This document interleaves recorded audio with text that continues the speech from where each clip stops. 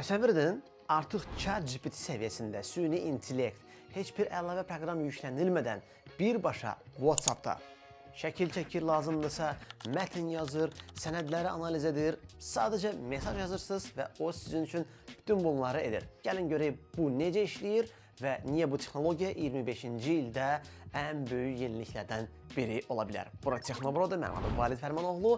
Videonu bəyənin indidən və sonda şərh də yazsaz çox sevinərik. Dostlar, WhatsApp artıq təkcə mesajlaşma platforması deyil. Bu yaxınlarda Perplexity adlı süni intellekt sistemi WhatsApp üzərindən istifadə verilir. Əgər ChatGPT, Gemini kimi AI-lara bələdsinizsə, onda bu yenilik sizi sevindirəcək. Sadəcə bax bu nömrəni, ekranda gördüyünüz bu nömrəni WhatsApp kontaktlarınıza əlavə edirsiniz və videonun altında link qoyacağım birbaşa. Bax oradan da keçid etməklə birbaşa WhatsApp-da Perplexity-yə yaza bilərsiniz. Süni intellekt artıq sizin WhatsApp-ınızdadır. Bəs bu Perplexity ilə nələr edə bilərsiniz? Beləliklə, ən maraqlı funksiyaları, bəlkə də ən lazımlarını sizə qısaca deyirəm.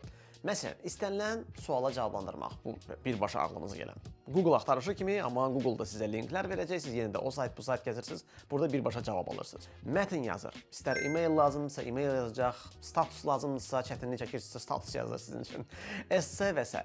Və ya sənədləri hazırlayır. Misal üçün, PDF verirsiniz ona, Word verirsinizsə və o da sizə onun xülasəsini, qısa məğzini yazır, verir. Mətnləri redaktə edir. Məsələn, hazır mətn verirsinizsə ona, o da qrammatik səhvlərinizi düzəldir və siz olursunuz cool.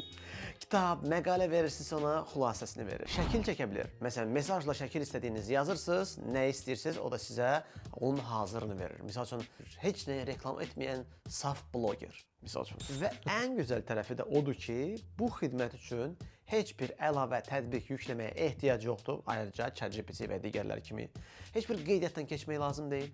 Brauzera girmək lazım deyil. Şifrə yoxdur, account yoxdur. WhatsApp-dan çıxmadan birbaşa istifadə edə bilərsiniz. Və ən əsası istifadəsi tamamilə pulsuzdur. Hər halda hələlik. Əgər daim WhatsApp-dan istifadə edirsinizsə, iş üçün, dostlarla, ailə ilə ünsiyyət üçün, onsuz da hamımız WhatsApp-dan istifadə edirsiniz. Bu AI aləti gündəlik işlərinizi necə deyirlər, əhəmiyyətli dərəcədə asanlaşdıra bilər. Məncə bu texnologiya təkcə yazışma deyil, həm də iş və təhsil alətlərinə çevrilə bilər.